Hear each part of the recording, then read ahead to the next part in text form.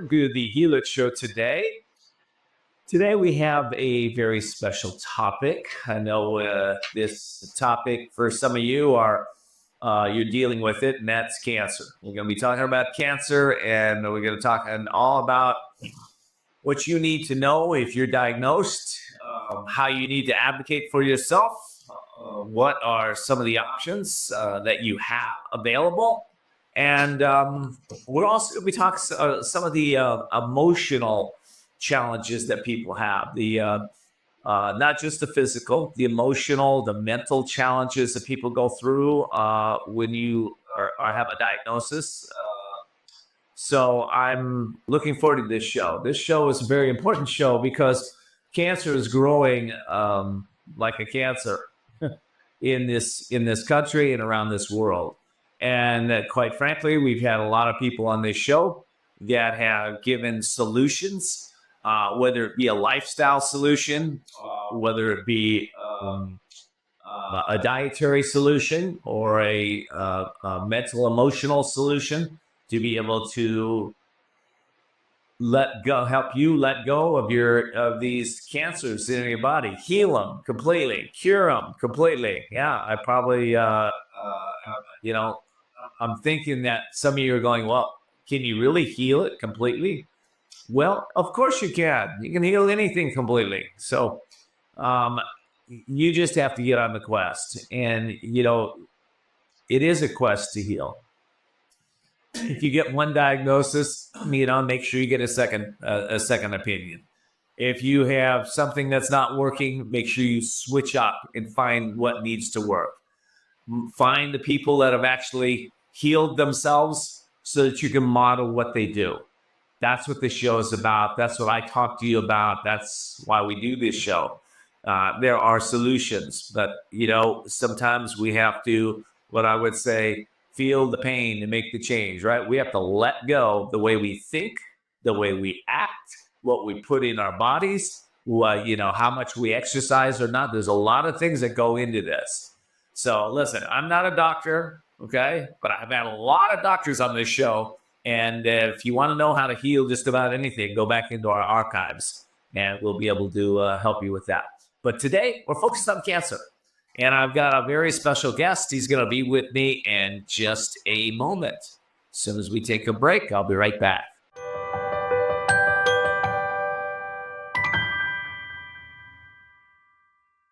Whether because of discomfort, lack of mobility, your lifestyle, or occupation, you sit inactively way too many hours a day. Introducing Ellipse, the premium quality automatic seated exerciser that strengthens legs, increases mobility, and boosts circulation without physical strain or impact. It is so quiet that none of my coworkers even know I'm using it. Strengthen and tone your legs, increase your mobility, flexibility, and balance. Plus, stimulate healthy circulation. My joints feel better, my knees feel better, my back feels better. It makes me feel stronger too. Perfect for home therapy. Whisper quiet to use while you work. My circulation is moving, I'm burning calories, and it makes me feel energetic. Call now and order Ellipse, the seated exerciser that strengthens legs, increases mobility, and boosts circulation. Call and get upgraded to the Deluxe Bundle. Get the faster motor or 5 miles of steps per hour, the step counter, the sport mat, and wireless remote. Call now.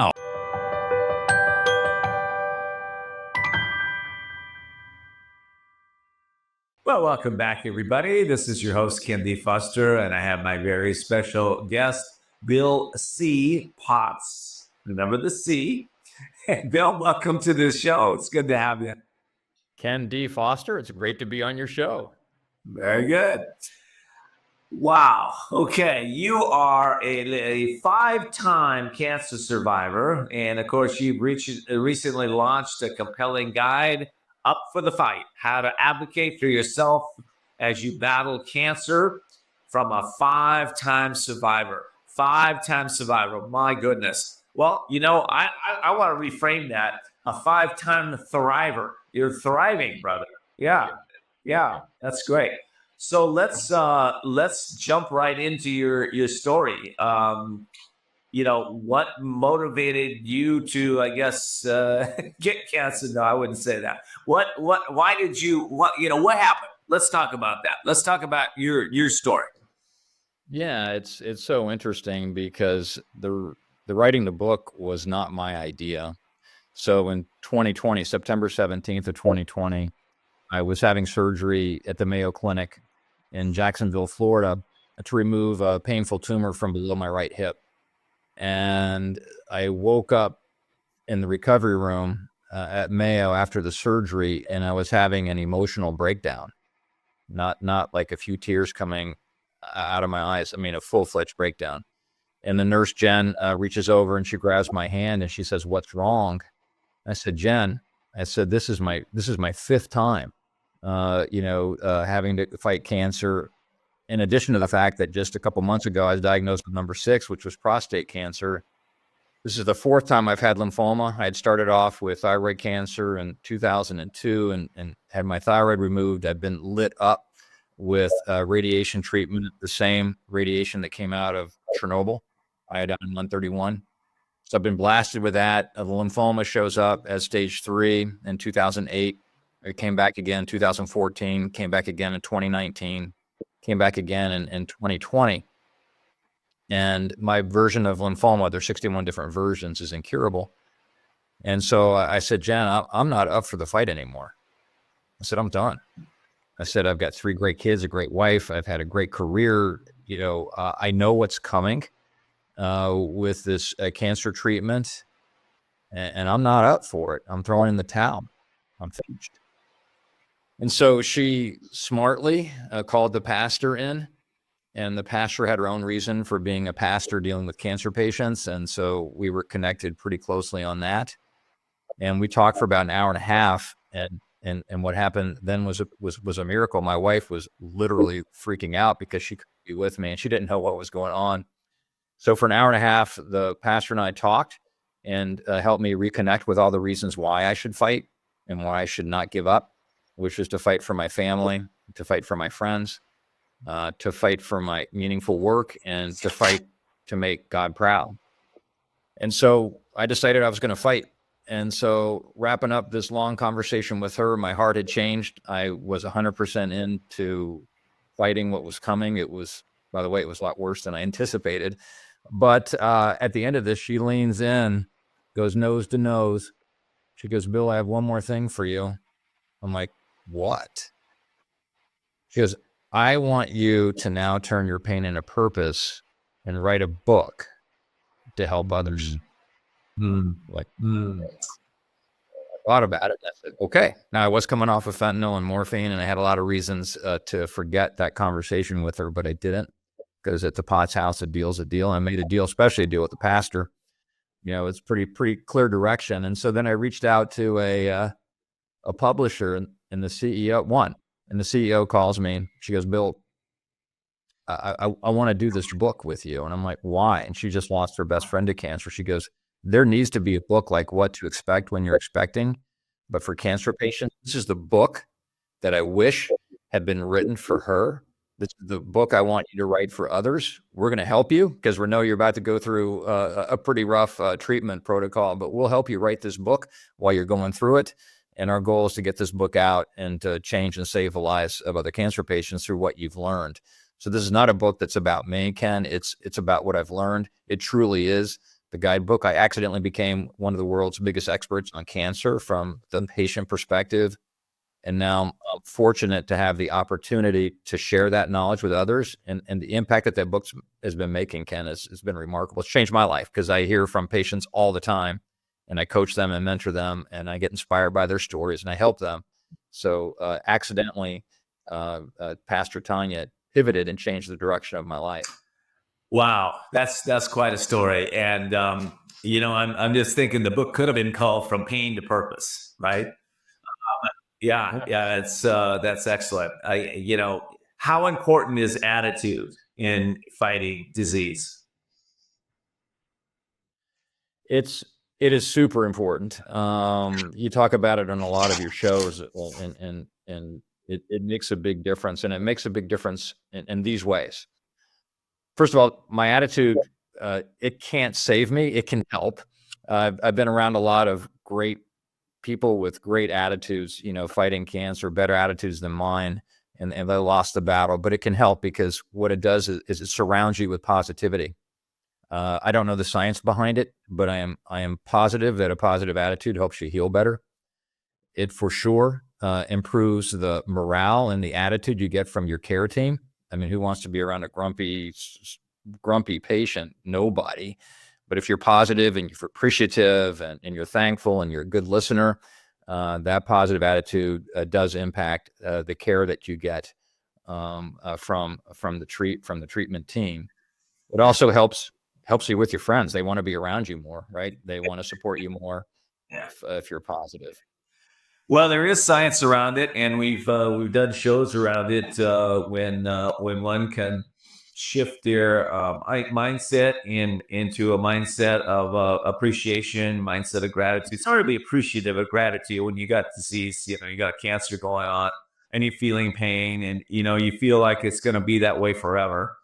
But that is the shift that's needed, and that shift helps people to.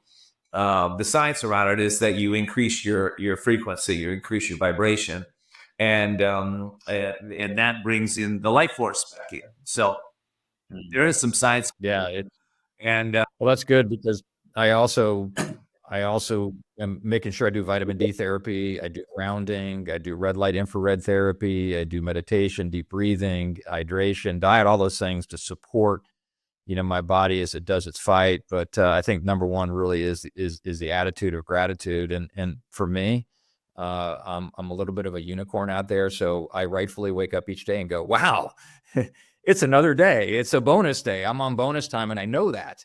And so every day before my feet hit the floor, I remind myself, I pray, and then I remind myself, be thankful for today because I am in bonus time. I'm in overtime. So it changes the whole perspective of my life. I live in a place in the winter called Surprise, Arizona. So I wake up and go, it's a good day to be alive in Surprise.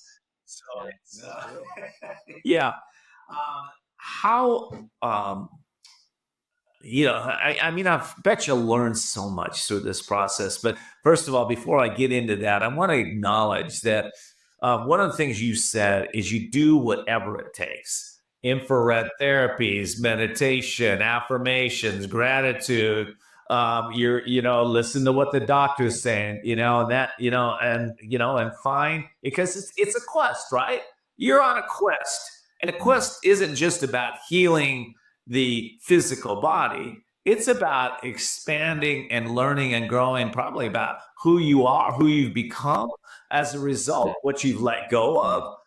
Before you comment here, I've had a couple of scientists on the show, and they're saying now that somewhere between 80 to 90% of all disease is caused from held on, stuck emotions, right? I don't know if that percentage is right, but it's a high percentage. Okay. What happened for you? What in this process with the emotions and letting go, and where were you with it? Yeah, I think each time you kind of go through the cycle of grief.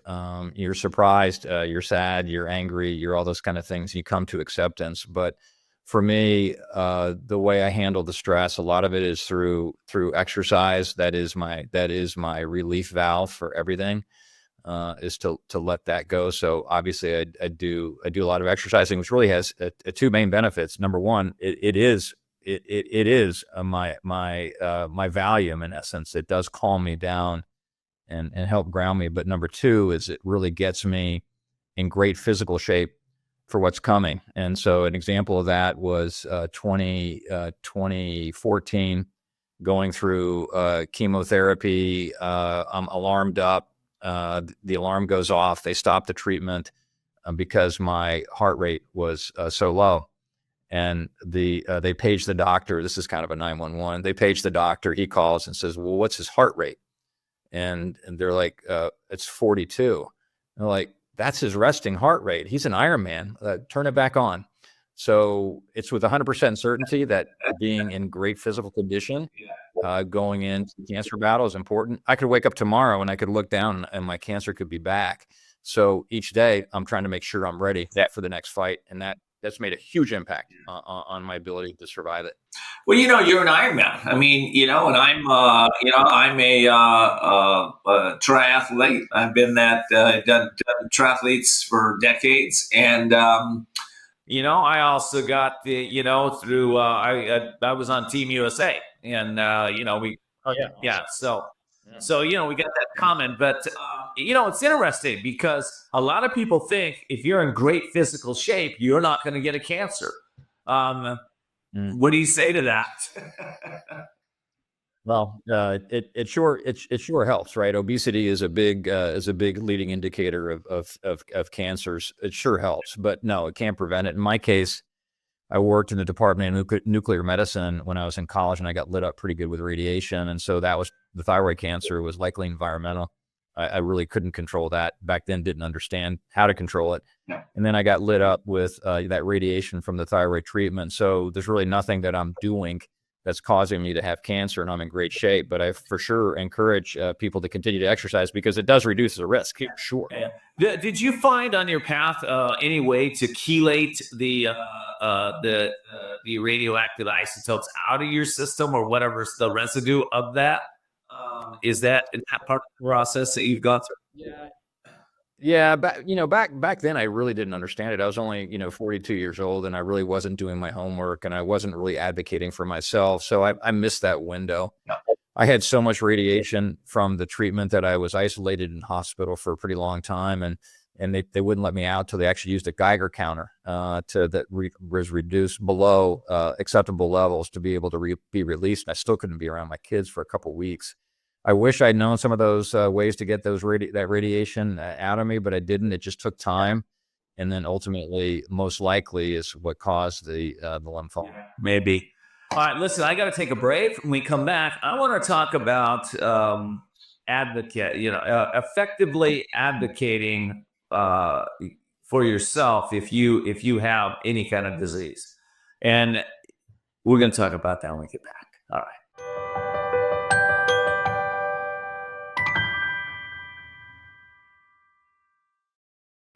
Imagine this is your money and someone wants to take it from you. Who is it? The IRS.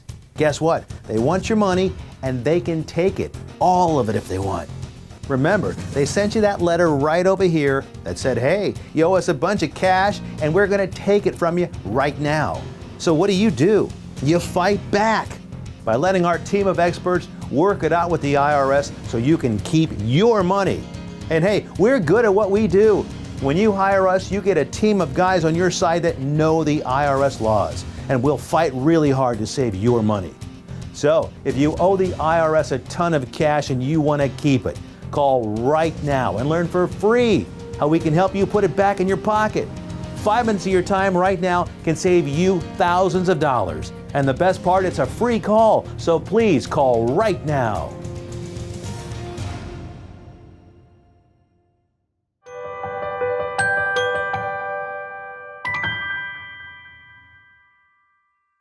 Well, welcome back, everybody. This is your host, Ken D. Foster, and I'm sitting here with Bill C. Potts. Bill has a book out there, and it's more than a book. It's really a guide to help advocate for yourself if you have a cancer or you have a disease. I think you got to have advocacy whether you have cancer or any other disease, quite frankly. So I think this is for a large audience. But the book is called Up for the Fight. I take it people can get it on Amazon and other places. Bill, is that right? That's right. Yeah, anywhere books are sold. Anywhere books are sold. Okay. How can readers effectively advocate for themselves in this world, complex world of cancer treatments, especially? Yeah, it's and anything in the healthcare, particularly in the United States, is really confusing and clunky. And I think it first starts with a mind change. And that mind change is, this is my journey, not my medical care team's. It's my life. So I need to own every step of the medical care journey. And I did that poorly in 2002 when I didn't get a second opinion for my thyroid cancer, had to got lit up by radiation. That was bad. But then when they told me in 2003 that my thyroid cancer was back, it kind of, the bell rung in my head that says, whoa, that doesn't even make any sense because I don't have a thyroid. And it was wrong. So I got a second opinion at MD Anderson in Houston. They're like, oh boy, dude, yeah, that's so wrong, and wrong in a lot of ways. It was a for-profit, small oncologist that was trying to light me up to heavy up their bank account. And so I decided at that point I was going to own the journey. So in 2008, when my lymphoma was discovered as stage 3, MD Anderson, I'd done my homework. I went to a doctor who saw more lymphoma patients with my particular type of lymphoma than anybody in the world. So I had done my homework, went to the right place, and they prescribed to me a treatment protocol after a week of staging at MD Anderson. And I sat down with them and I told them no. They're like, what do you mean no? I said, I'm not doing that. I'm not doing that. And they're like, well, why? I said, because I'm going to lose my hair, and I'm in my peak earning years. I'm in sales, I'm in marketing, I'm traveling all over the world, and I need to keep my hair. And if I lose my hair, the conversation becomes about me, not about you. And if you're in sales, you're not talking about them, you're not going to get the sale. They're like, what? I said, no, it's my journey. You're MD Anderson. Surely you can figure it out. And I almost missed my flight back to Tampa because I was there for hours. And they came back to me and they said, hey, Bill, there's this thing. This is 2008. I said, we're trying this thing. You've probably never heard of it. Nobody had heard of it until 2009. It's immunotherapy. And we're going to put you in a trial. You'll be patient number 23. And I'm like, okay. Do I get to keep my hair? They're like, yes. I'm like, okay. What if it doesn't work? Because they had no idea. And they're like, then you'll lose your hair. You're just going to be losing time, on the treatment. I said, let's go for it. So by owning my journey, I was accidentally, one of the early users of immunotherapy, and it saved my life. And so it worked. And so that was the first time I really put my foot down and owned the journey. And so now when I'm at appointments, I am educated. I know the drugs. I know the treatments that are possible. I know side effects. I know the best places, the best doctors. I treat it like a job, which it is. My job is to live, because nothing else is going to matter unless I do. So I have that kind of tenacity behind my health journey, and it's not just the cancer. Well, a lot of you did and do what a lot of people don't do, and that is you questioned authority. You questioned the expert that said, I've been doing this forever, and this is what we need to do, and that's hard for a lot of people to do. Where'd you find the courage to do that? Well, I'd been through that bad experience, before in Houston, so I figured I had to do it. And plus I have the confidence, it's my life anyway, so what's there to lose? And it's all in the delivery. And so if you really work with your care team collaboratively, if you appreciate them, if you send them thank you notes, if you get to know them and they get to know you, it changes the dynamics on that conversation. I had done that already. I'd been there for a week. And so the care team knew me. I'd ask them up front, can you get me to live to age 93? Let's set a goal. And they're like, okay, that's the goal. I'm like, then let's do it. And so when I said that I didn't want to do it, I did it with a smile. I did it with concern. I did it with appreciation. And so they took it as a challenge. They didn't take it negatively at all. They're like, okay, yeah, we're going to do that for you, because that's what you want. And that's what you get. You can't lose your hair. So let's figure it out. And across the board, now I've had to shift my treatment to Mayo Clinic because the pandemic, punched me out of being able to travel to Houston in 2020. But I have no issues, and they appreciate it. I come with my list, and they're like, okay, and there's times I'm teaching them things because I'm learning from other patients too, and they're okay with that. Yeah, I get it. Well, about 3 years ago, my wife was given a penicillin form of it, and she had an allergic reaction to it, and she started getting a rash a little bit on her body. Anyway, long story short, she ended up in the hospital with a rash from head to toe, off her body, maybe eighth of an inch, this whole rash. And I was fortunate because we were traveling at the time. We were at my sister's home. And my sister had been an RN for 30 years. She knew the hospital. She knew the doctors.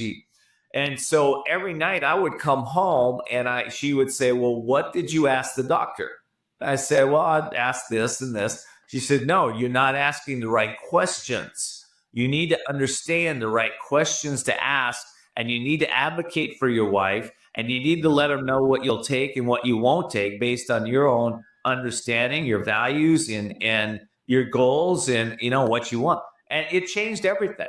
So I would go home and I'd prepare every evening what I was going to go in. This is what you were talking about, preparing what I was going to go in to ask, had it all written down, knew exactly what I was going to ask, knew which doctor I was going to ask what to, anticipated who might be the next doctor that shows up, because they did, they're diagnosing this thing as valley fever, as all these exotic diseases. It was none of that.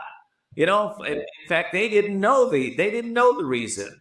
I found the reason that she had this by fluke. My daughter called me. She said, I saw the picture of Judy, and she said, I have a friend that's son had that same look. What did they give her?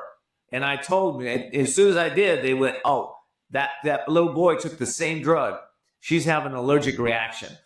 As soon as we knew that, then I could tell the doctors we're not taking valley fever drugs and all this other stuff that they want to put in, right?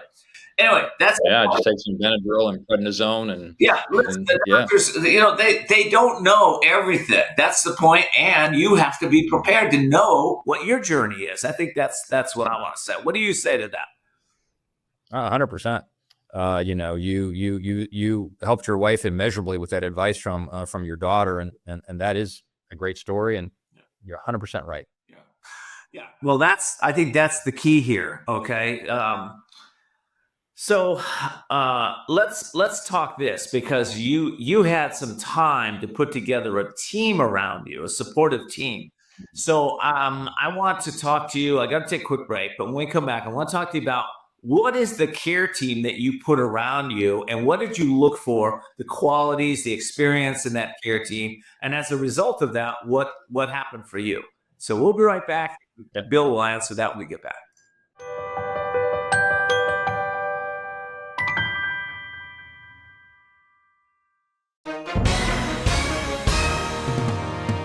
Hi, everyone watching at home. We're here to remind you that if you or someone you know were injured in an accident that was not your fault, listen up. We have live agents available right now to answer your questions and tell you how much your case is potentially worth. Hi, I'm Gina Bellich, here with spokesman and TV personality Tom Mustin with us in the Help Center. So Tom, phones are really busy over there. Tell us what kind of calls you're seeing. Well, Gina, first off, thank you for having me here in the call center with you. We always enjoy talking to the viewers and getting folks the compensation that they deserve. We're seeing calls about all kinds of accidents, but the most common by far has been car accidents. So if you or someone you know were injured in an accident that was not your fault, give us a call right now. You'll speak with a live person. They'll answer any questions you have and tell you if you have a case and how much your case is potentially worth. Thanks, Tom. All right, folks at home, you heard it. Take advantage of this opportunity and call now.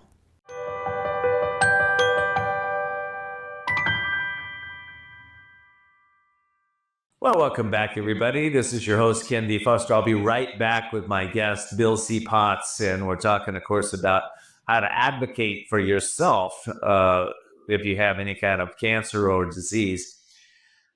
I want to talk to you. I want you to know that this show is a show that is created for you, and it's there for you, your family, your friends, those that you love. Your part in this is to be proactive and letting people know about this show and sharing it with them. So if you know a family member that has cancer or somebody that's struggling with that type of issue, I encourage you to share the show with them. Share the link. And for you, subscribe to our YouTube channel so you never miss a session with us. All righty. Bill's coming back now. Okay, Bill, you got the book out, Up for the Fight, How to Advocate for Yourself as You Battle Cancer, from a 5-time survivor. Team, I think, is this in the book, by the way, talking about how to assemble your care team? Okay, go ahead. Yeah, it is. It's in the book, and It's one of the biggest decisions, if not the biggest decision that you're going to make. Obviously, with any diagnosis of a major healthcare issue, in particular cancer, you need to get a second opinion. I didn't do that the first time, and that decision may still cost me my life. So I've learned that lesson the hard way. But so in the cancer journey in particular, or any, you got to go for the experts, which means you got to go big or you got to go home. And so in the U.S., that means go to the National Cancer Institute accredited cancer institutes. Cancer.gov is where you can find them, because they're going to see more patients with your particular type of cancer than anybody else. So by nature of the beast, the big places like an MD Anderson, like a Mayo Clinic, like a Dana-Farber, they're all over the place. You got plenty in California too. That's the natural place to go. And so do that. And so for the cancer piece, lean in to the experts, which is big, or NCI accredited. And then you still need to build a team around that. So when you're not there, like for me, at one point I traveled 23 times in 24 months to Houston to MD Anderson. I live 4 hours away from Mayo in Jacksonville. So health issues are going to happen. Side effects are going to happen while you're gone. I've got a dermatologist. I've got a cardiologist. I've got a primary care physician, all on my team, all that are aware of all my issues at all times. So I communicate with all of them through the portal. They're always updated. So if something happens to me tomorrow, or when I get back to Tampa, I can call my primary care physician and he'll know what to do. We'll have pre-plans for things. Like, for example, my chance of beating COVID for the first couple of years, during and after my treatment, because the treatment killed my immune system, and my cancers of the immune system, so I had no immune system, was about 45%. So prearranged with my primary care physician, if I get COVID, I'm going to call you. And when I call you, here's what you need to do. This is what you need to prescribe for me, which is Paxlovid, because that will save my life literally, and I'm going to need it like right then. And so when I finally popped positive for COVID, I called him, and within 4 hours I was taking that medication, and it did save my life. So having those plans in advance is pretty important. Yeah. What about okay, so we've got, on your team, you've got the experts, okay? Like you said, the dermatologist, the primary care physician, you've got the cancer specialist. What about the emotional side of that? Do you have somebody on your team that's helped you with the emotional challenges that people go through? You go through. You just do. Yeah. It's yes. So people get support in a bunch of different ways. I highly advocate for professional support through therapists or social workers or lay leaders. I'm in some groups that we support each other. Those are easy to find on Facebook as well. The emotional and mental part of this is in many cases, harder than the physical part of it. This journey has for sure strengthened my faith. So I've got God on my side at all times. And so I lean in on prayer as well. But it is not just the cancer patient that you need to be aware of going through emotional and mental issues. And by the way, it's like a roller coaster. Like I could wake up tomorrow and be having a bad day. It's just part of the process of being a cancer patient or a human. And but it's the family and friends around you, in particular, family members, close family members. For example, my 3 kids and my wife. You got to keep an eye on them because they need their help too.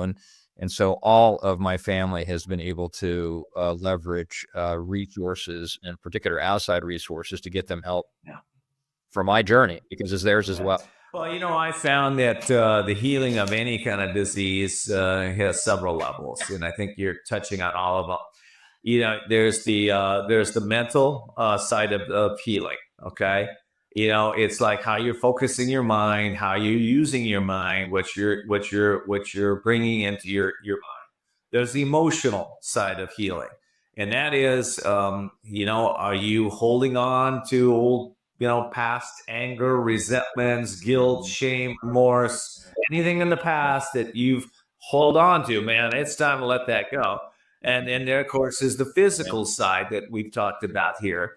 You got to have the experts that know how to re-stimulate the life force in the body, to come back or cut it out if you need to. And then there's also the spiritual side that you're talking about. And, it's interesting because if you like you said in your journey, if you are ignorant of the fact that you needed to get another opinion, okay, it can cost you. If you're ignorant of the fact of the spiritual side of this, that you're not going deeper in your faith, you're not understanding your connection to the universe, to God, to everything, that also is going to stifle your healing. So, I mean, it's not on one level here. It's on multi levels. And as we take those courses, as we take the quest to heal, it's really important. I'm speaking to my audience. It's really important for us to look at all aspects of why we ended up in this condition. And again, sure, like Bill said, outside environmental conditions can impact us. What do you have in your environment? Do you have, chemicals in your environment that are, known carcinogenics to go clean your floor? Are you eating carcinogenic food? There's a lot of research now. It's not, you can't claim ignorance anymore. You can go start reading labels. If you can't understand the whatever the name is, then, then use AI, look it up so that you know what you're putting in your body, right? And again, in your mind, what are you putting in your mind every day? So, some of you, I wouldn't want to live in your mind. Okay. I know that because of the thought. So I think it's on all levels. And that's, that's a really important piece. What do you say to that? Yeah. It's the mental piece is interesting. An example of that is MD Anderson was teaching these visualization techniques. I'm like, well, that's pretty advanced, right? Visualize, and that they draw it out, and you need to visualize this is how it's going to work. And that helps. So there's a lot of tricks I use on the mental piece. On the emotional piece, a lot of it is just, it goes with my attitude, but, not sweating the small stuff, remembering what the big picture is, remembering what the goal is. I don't get angry very often, and people get amazed by that because things happen like, why aren't you angry? I'm like, it's not a big deal. It's not a big thing. It's, I got bigger issues. And, my relationship with money has changed dramatically. Obviously, I don't know, when my cancer is going to be back, or none of us do, how long we're going to live. And so, my relationship with money is very different, but mostly it's my relationship with time and my priorities. So if you look at each day, to me, is literally a bonus day. How am I going to spend that time? And now leaning in on loved ones, leaning in on friends and family becomes pretty important. And one of the things that has changed, and you'll find this with all cancer patients, is that you lose a lot of friends, and then you get friends that lean in that you didn't expect once you're diagnosed. A lot of them just disappear, but others lean in, and the lean in part is pretty important. And so, what I've been able to do, and because I was concerned about not being able to do this, if I have a friend, even a guy friend that I love, I tell them, and they tell me back, and it's really been magical, and it's changed my relationship in a positive way with so many people. And the things that people have done for me when I'm going through my treatments and post-treatment recovery, it's been remarkable. And I want to give some of that back as well. But yeah, you hit on every aspect. Well, if my audience takes away nothing else from this show, I think your bonus day is the key to this. And if you wake up every day and you think this is a bonus day, whether you're ill or not, okay, it doesn't matter. That's powerful. That is powerful because that all of a sudden you're present to life. You're present to, you become conscious. You start to realize that, I'm going to not, no matter, none of us know exact day and time we're leaving the planet. Well, maybe if you're some kind of a saint, you do, but I know I don't. So every day is an amazing day to step into what you need to step into, to grow, to develop, to evolve, to change, to get closer to your creator. I mean, that for me, that's the whole thing. Can you share a couple stories in the book around the emotional and mental self-care during the cancer journey, your personal journey there? Before you do, I do have to pay a bill. I'll be right back, but let's do that. We'll go down that. Okay. I'll be here.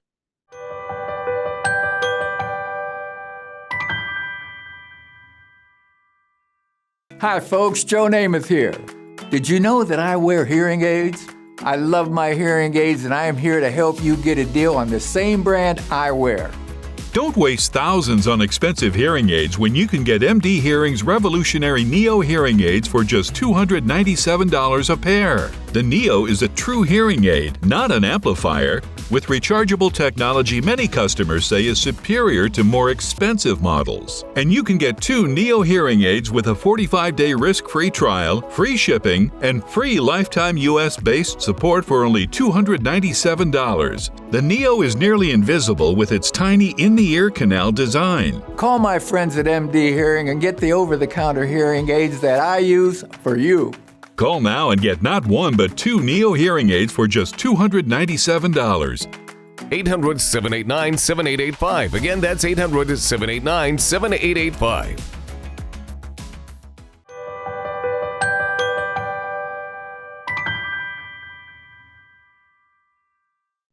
Well, welcome back, everybody. This is your host, Ken D. Foster. I am speaking with Bill C. Potts. His book, the new book out there is Up for the Fight, How to Advocate for Yourself. Wow, I love this. I love this book, and you can get it anywhere. Bill, in the book, I know you've written about, the emotional, the mental self-care. Can you give us a story about that? Personalize it for us a little bit. Yeah. So when I finally got the attitude of this bonus day, and it's like the colorblind person putting on those glasses that make you see the colors, and all of a sudden you see life in a whole new, beautiful and vibrant way. That's how I see life. And so part of the way I handle this emotional issue of dealing with an incurable cancer is that, I mean, I'm telling you, Ken, I can look at the clouds and see shapes that I hadn't done since I was 5 years old. I see the butterfly pollinating the flower, and I'm like excited and I'm mesmerized by it. I love to hear the sound of the kids playing, in the neighborhood. Those things give me this, eliminates a lot of the emotional baggage of what I'm really going through. From an emotional side, in the book, I talk about, completing Ironman Texas 3 years after going through stage 3 lymphoma treatment and recovery. And that was a big deal for me for a couple of reasons. It forced me to do something extraordinary. And I was trying to prove a point to my 3 kids who were young at the time that no matter what you do in life, if you put your mind to it, you can make it happen. If you can you can set a big goal, you can achieve it if you work hard. And so when I crossed that finish line at Ironman Texas with, by the way, the MD Anderson team there to see me do that, it changes your perspective, because I'm like, wow, I can do this despite having gone through that. And it gave me confidence that I continue to compete it. And so, setting some big goals and doing big things and trying to be an example for others, to inspire others and give others hope through your journey is a great tool, because now my journey is not about me, it's about others. And that perspective is dramatic. And so I got to beat it, and fight it in a positive way, so others, because I know others are watching now through the book. A lot of others are watching, what I'm going through, and that's been great. Well, it's amazing because you're a spiritual man. I'm a spiritual man. I think when people hear your journey, they immediately pray for you too, right? They're like, oh, that was awesome. So prayers are coming Bill's way, right? And prayer works. There's actually science around it now that prayer works. It's amazing. Yeah. And the other part, one of the science that a group did is they had a bunch of people pray for themselves and others pray for others, and which they compared which was most effective. And of course, when you're praying for yourself, it is effective, but when you're praying for others, it's even more effective. Then they did this thing about pray for to do whatever you want to do, pray for what you want, or pray that God's will be done. Guess which one came out ahead? God's will be done. Interesting. All right, listen, I got to go. Well, we got a minute. I want you to give 3 practical steps that individuals can take so they're to make their treatment more comfortable. if you can get that in, let's do it. You got about a minute and a half. Sure. Yeah, on the treatment side, make sure you go with somebody. Things can go off the rails. I've almost died a couple times during treatment, so you need to have somebody with you to keep an eye on you. Yes, you'll be alarmed. Yes, they're going to keep a close eye on you, the care team, but having an extra set of eyes to keep an eye on you and also to get you a blanket or get you something to drink or keep you from falling when you have to go to the bathroom are all important. So you have to have a buddy, number one. That's going to help. So don't do it alone. Please don't do it alone. If you don't have anybody to go with you, ask, and they'll find somebody to sit with you. You need somebody to be with you. Number two, don't plan to do anything while you're going through a treatment except go through the treatment. So don't plan to do any work. I dumbly tried to do that once. It didn't turn out very well because you're going to be not thinking so clearly. So focus on healing. Listen to good music. Watch a Netflix show if you can. Rest. Also, make sure that you are comfortable and you have comfortable clothes on and that you clear the slate so that there's no priority that day or the day after in many cases, except to go through. I love that. I'm going to give you the next one. First question you ask is, have you been able to heal this type of disease? If not, you probably need to find another practitioner that has another doctor. All right. Go ahead. I know you're going to say something. Go ahead. No, I mean, I got the buy-in from my team as to how long they're going to get me to live, and what better buy-in can you get than that? That's the buy-in right there, man. Yeah, that's the buy-in. All right, listen, man, Bill, thank you so much for being on the show. I really appreciate your point of view and appreciate it a lot. The book is Up for the Fight: How to Advocate for Yourself as You Battle Cancer, from a 5-star. Hey, you are a 5-star. From a Thank you. You survivor. Too. 5-star time survivor. Anyway, thank you again, man. Thanks for having me on your show. Yeah, I appreciate it.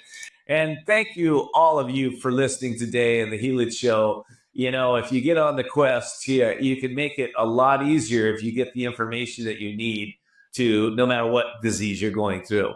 Get with the experts. Find the ones that have actually gone through the challenge. They're giving you the advice of what you need to know so that you make your life better and better and give yourself hope and understanding and some wisdom along the way. My heart to yours. Until next time, make sure you get on the quest to heal it.